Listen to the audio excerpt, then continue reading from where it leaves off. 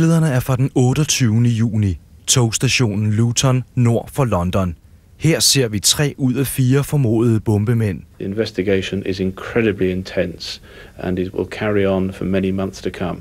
Ifølge politiet er de på billederne i gang med at øve sig på angrebet. Vi kan følge de formodede bombemænds rejse gennem flere togstationer ned i undergrunden. We've already taken over 3,000 statements from potential witnesses. We've recovered 80,000 pieces of CCTV material.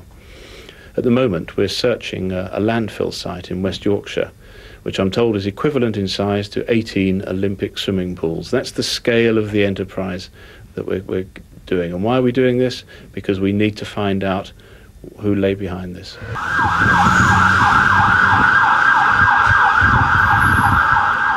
Londons undergrund blev angrebet den 7.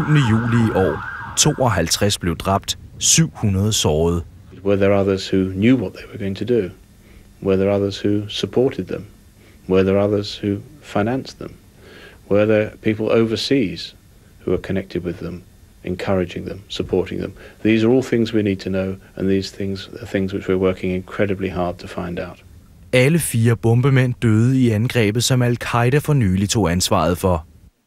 Britisk politi mener, at de 4 selvmordsterrorister fra London fik hjælp fra andre, måske fra udlandet, men endnu er ingen anholdt i den forbindelse.